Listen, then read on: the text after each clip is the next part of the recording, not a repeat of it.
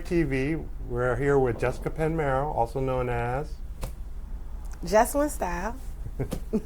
And we're here to do our very first podcast interview. In the future, we'll be doing more interviews like this. We'll be doing some instructional videos, some education for new people, and we'll have more insight into the hair industry. So Jessica, she's here. I've known her for how long? How long have I known you? I met you when you were in the first time I met you was in '98. When you were on Marrow, and I was a shampoo tech. Who were you shampooing for? Deshae Johnson. Okay. How old were you? I was 14 and 9 months, and that was at Charity's Hair Salon. Right. Yeah. Okay. How long you been a hairstylist? I've been a licensed hairstylist since 2008. But like I said, I started off shampooing in the salon at 14 and 9 months. And I got my first chair when I was 16 as a braider. Oh, great. So what kind of hairstyles do you mostly specialize in? Like, what do you not do? The only thing I don't do is locks. I just haven't gotten into doing locks. There's a lot of people doing locks now. I do my husband locks because I'm just playing around with it, but I don't have any lock clients, I should say. Other than that, because I started off at 14 and 9 months in a salon, I learned how to do a lot of different hairstyles because I work with stylists and barbers. So I know how to cut, I know how to color, I know how to weave, relaxers, perms, everything under the cosmetology umbrella, I've been able to do and master at this stage of my career. Now we're in a different era where it's more like niche stylists. Right. But growing up in the salon, it was like if someone came in, you kind of want to be able to do whatever it is that they wanted. So. Okay. So how do you stay up to date with all the current trends and the new hairstyles? Being a rookie and a vet. What do you mean? Explain that a little bit. Just because I've been in the industry for over 20 years doesn't mean I know everything. Right. So always being open and open-minded to new ways of doing things. Let's, work smarter and not harder. Having knowledge, but also being able to learn from younger people, and older people, That's why I say I'm a rookie and a vet. I've been doing this for a long time. I can teach you some things, but I'm also open to learn. I think what happens with a lot of seasoned stylists is they get comfortable and they don't really want to learn from other people. And this is an era of social media. Everything is pretty much on computer, it's on your phone. You can go on YouTube. You can, people are showing what they're doing, So it's easy. That's why so many people are in the industry, because it's easy to learn now. Versus before, you had to go to cosmetology school. You had to kind of learn from another stylist. And you had to find another stylist that was willing to teach you. That part. That was definitely something that you had to find someone that you could trust that would show you.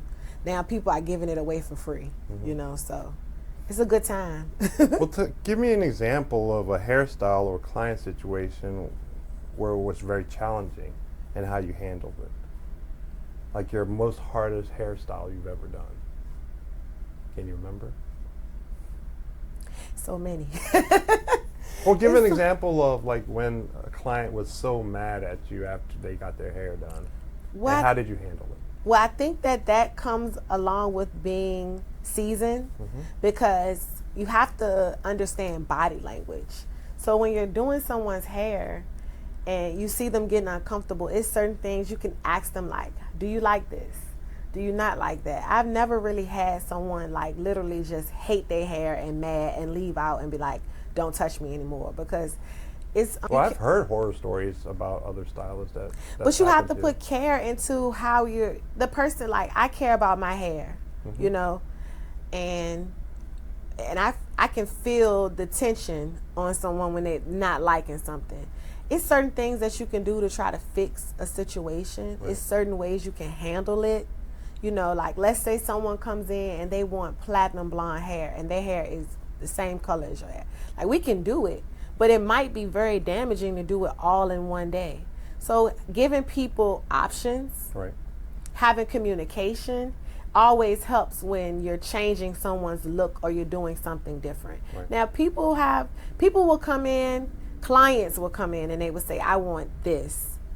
And then you can give them exactly what they want and they might not like it. So it's also having some type of, you have to be able to flow with it and say, okay, well, let's try something else.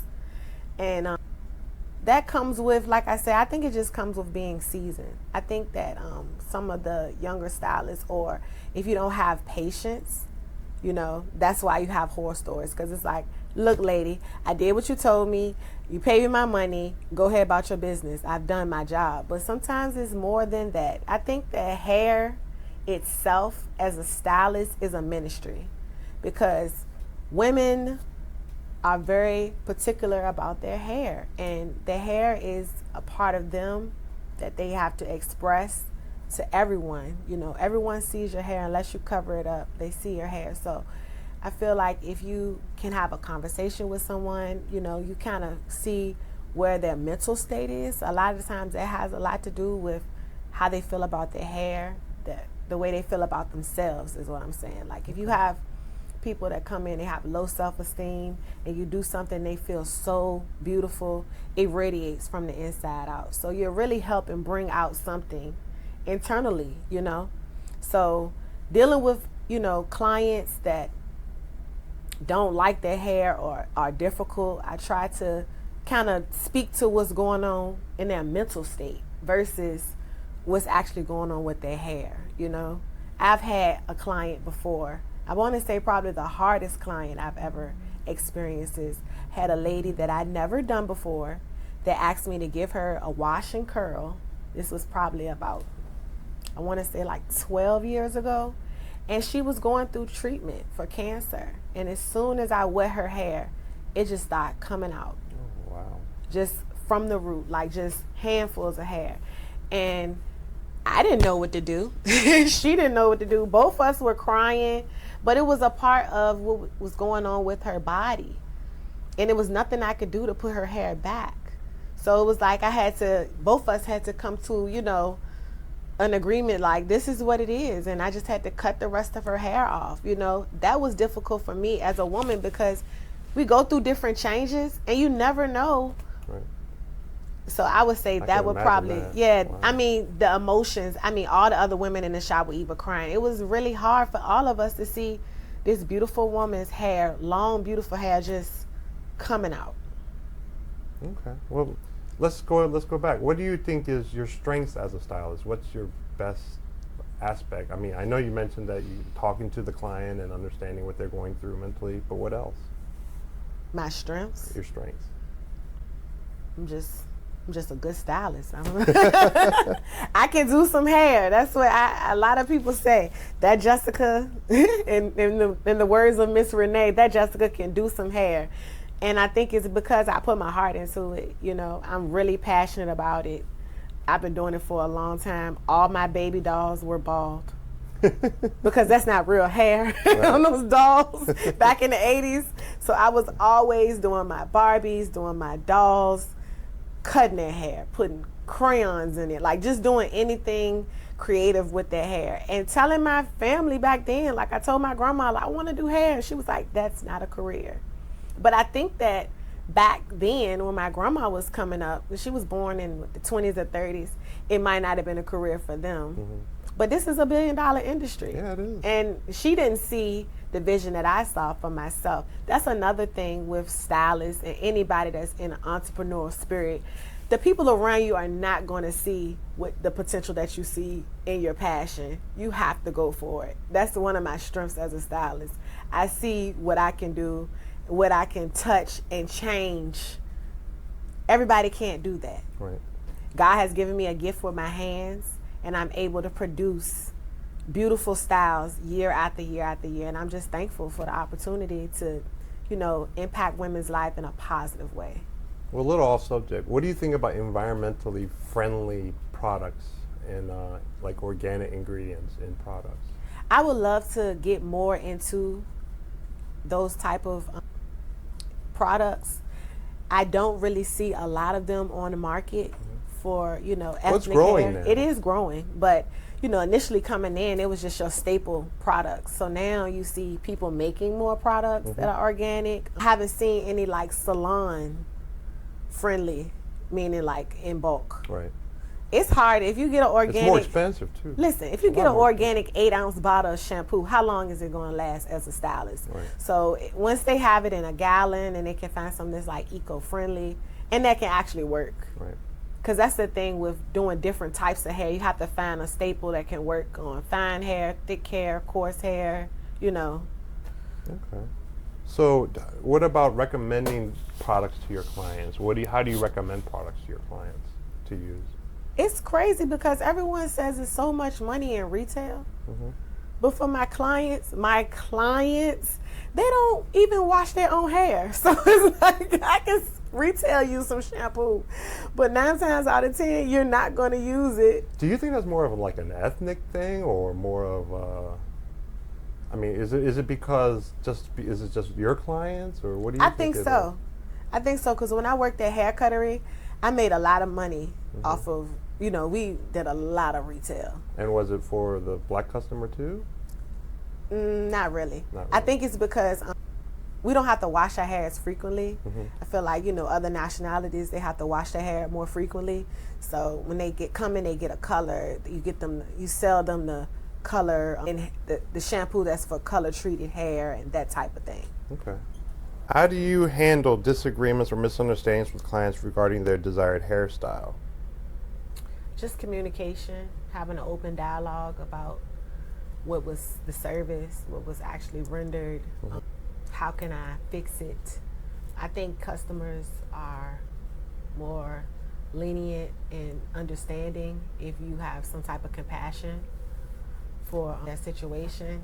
Okay, so like prime example is 90-some degrees outside, right? You have a client come in, they normally don't get blowouts. They've been wearing braids for like 6 months and they decide, I want to get a blowout and go to a cookout. They call you the next day and say, oh, my hair sweat out.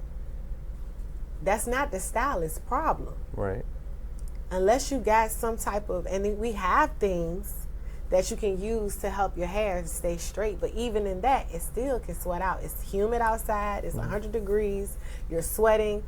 You might be drinking a little bit, make you a little hotter. So some of this stuff is not the stylist's fault, It's just the elements and it's the natural hair. Well, have you ever had to give, I'm pretty sure the viewers want to know, have you ever had to give money back to a client?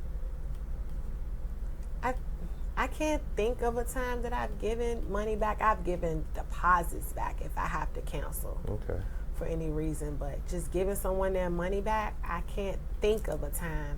But I'm one of those people, if you don't like something, I'll ask you, like, do you like this? Do you not like it?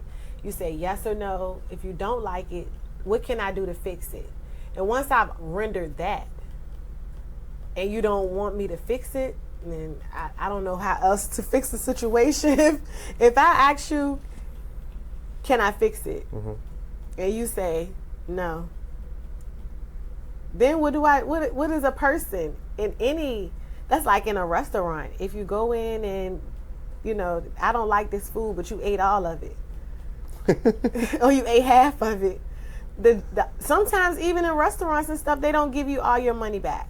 So sometimes you can't deal with unreasonable people. Definitely. Yeah. Or their expectation of what you should do, it has to be in a way where you have to be responsible and respectful enough to say, hey, I feel like this and this and this should happen. Okay. So what strategies do you use to build a loyal client base and attract new clients? The thing that's always worked for me, because I don't do a lot of promotion, putting this on the internet is going to be a lot for me because I'm not really an internet stylist. It's referrals. When you put, a lot of skill and a lot of effort into your clients, they go to work, they go to church, they go out, and people see their hair and they love it. Okay. And they say, hey, who does your hair? And that kind of attracts the way I attract new clients. Wish that my state was like North Carolina, where you had to do a certain number of hours of The CU credits, Yes, CE credits. because it would make sure that people wouldn't get so seasoned. You know what I'm saying? And there's so many things that have changed since I went to cosmetology school in 2002.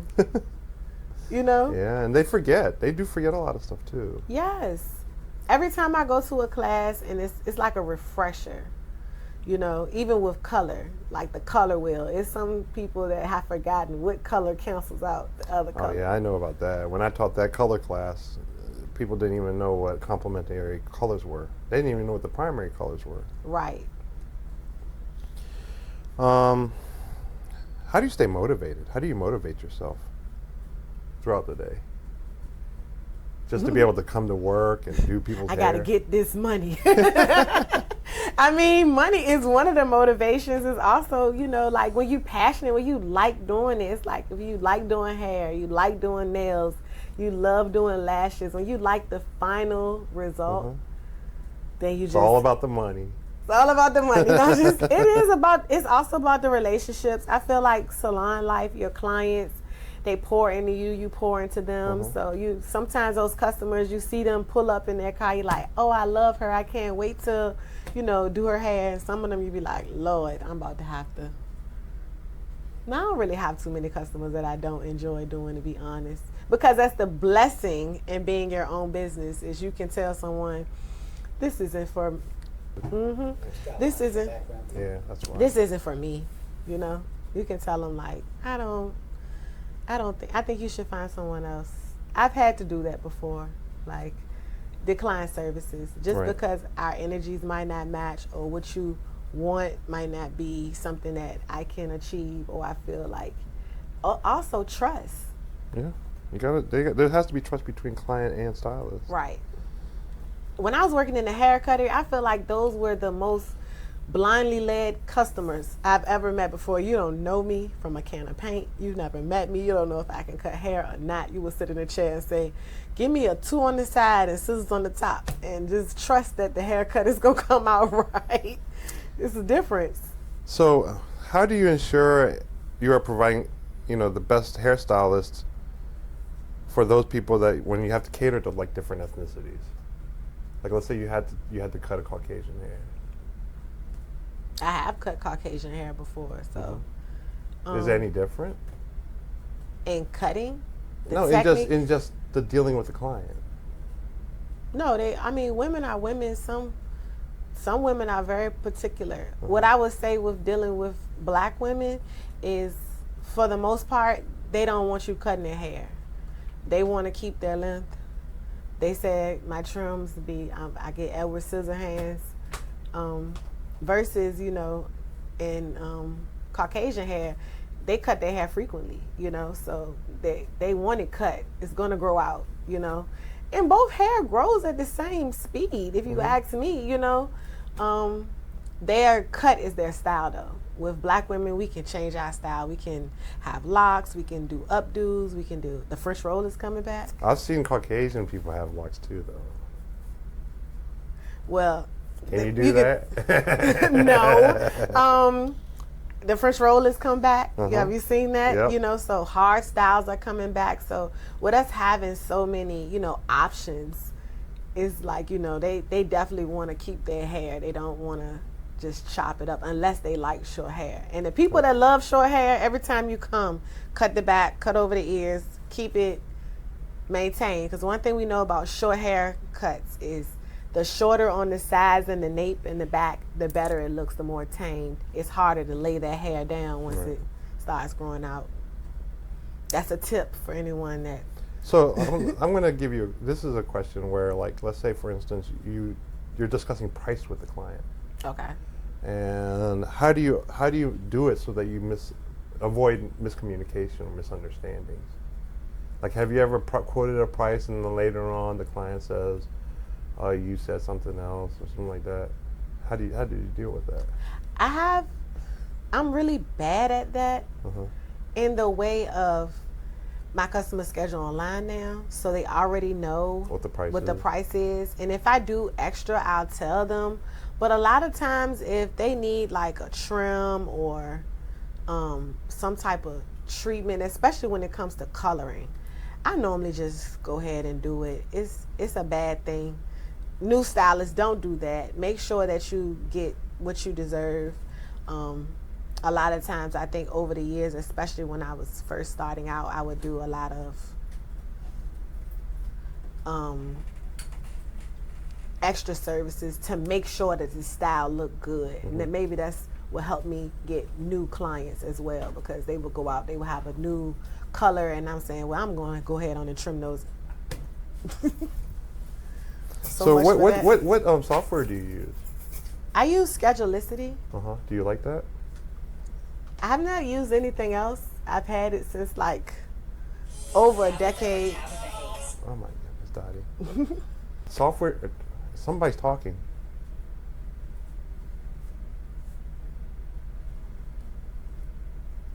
All right. What software do you use? I use Schedulicity. Do you like it? I haven't used any other scheduling apps.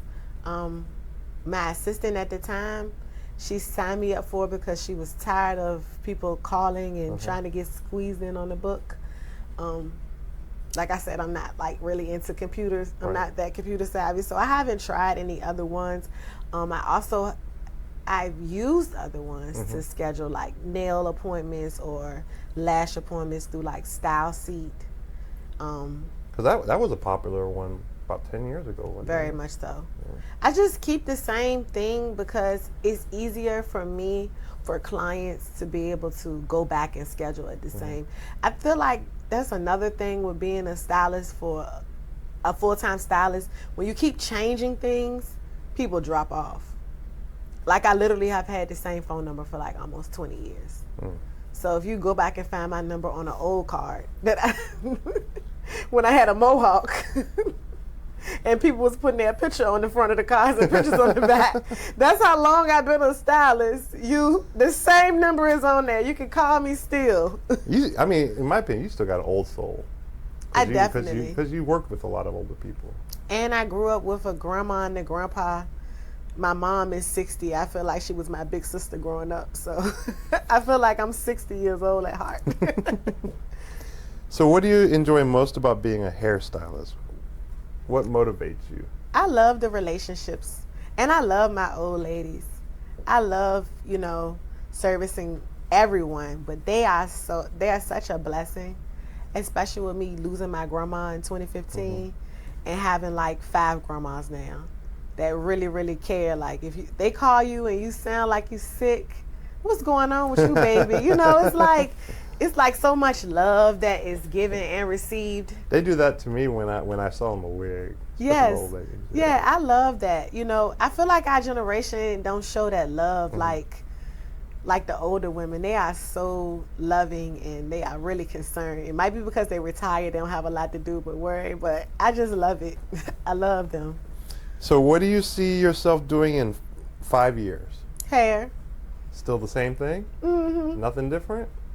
Maybe something different, but I don't know. I was thinking about getting another job. Every time I think about getting another job, my book gets full, and I have no time to even do an application.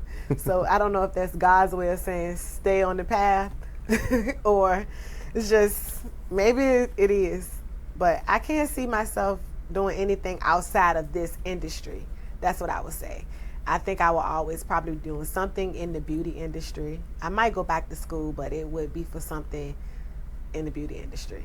So this is a personal question. Why do you see so many stylists wanting to have their own private suites instead of working in a salon environment anymore? Drama. They want to get away from the drama? Yeah. People don't like a lot of conflict. I've talked to stylists over the years. They said at the salon they work in, when they leave to go home, people use their products. And then you have to check the element of all the clients that another person has. It's just like a peacefulness. But it is also harder because iron sharpens iron. So when you're working with older stylists, like I said, I'm the rookie and the vet. It's some stuff I can teach you. And when you're by yourself, you really don't have a way to learn more things unless you are actively trying Right. to learn. From every salon I worked in, I went from Charity's Hair Salon, was the first salon I ever worked in. I worked there for years. And then I worked from my home. I was in an apartment. And You when worked at Salon Plaza. well, before I even worked at Salon Plaza, I worked at Salon Allure of Richmond. Mm-hmm. And the thing that Kim, when I was at Charity's Hair Salon, the thing that I learned from them was actually how to style hair and how to deal with different clients. Like I said, I worked with barbers, hairstylists.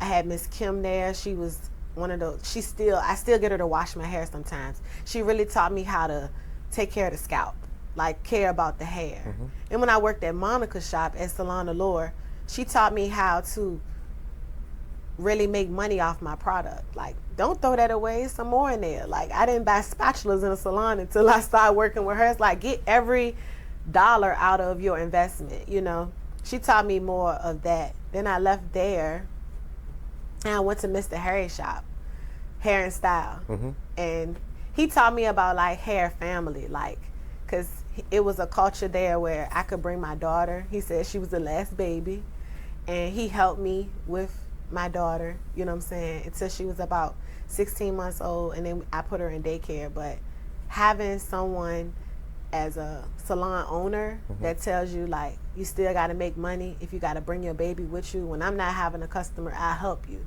That's called salon family, and that's something that being in a salon suite you would never really have.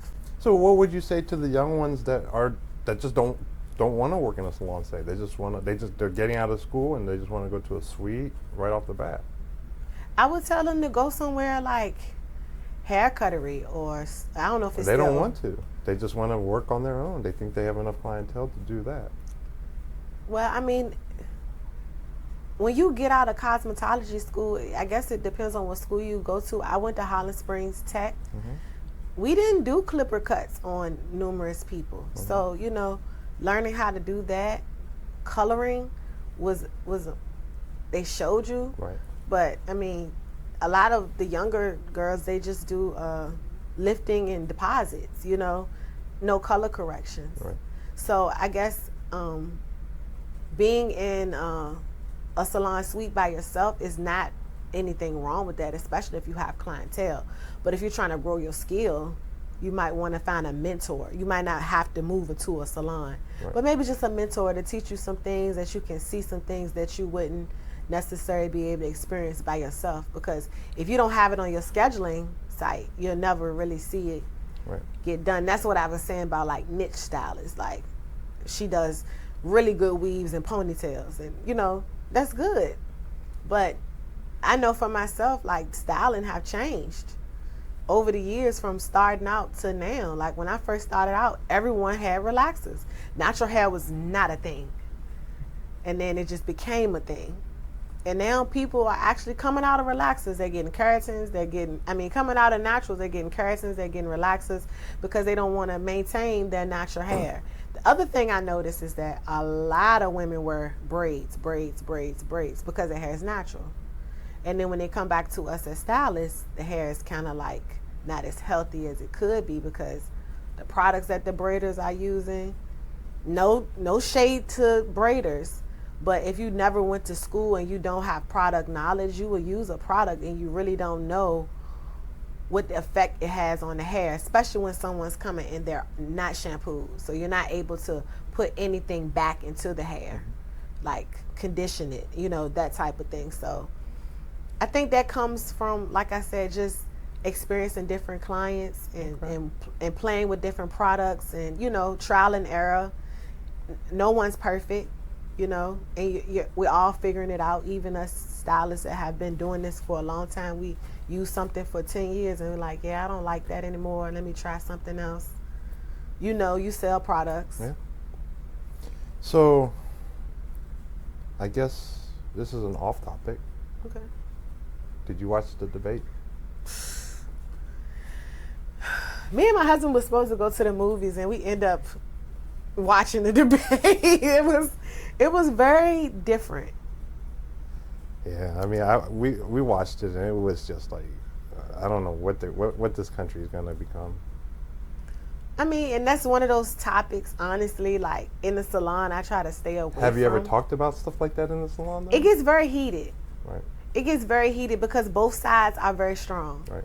The Democratic side, the Republican side, the people that are pro-Trump, the people that hate Trump, the people that love Biden, the people that don't. I mean, it's like in every, that's why they tell you not to talk politics and religion in those spaces, but it's also fun to hear different people. And I think that they take me seriously, but I be just joking. I be like, Trump my cousin, just to get them all riled up because they don't like Trump, So it's very. Do you have people that like Trump? Do I have people that like Trump? Probably.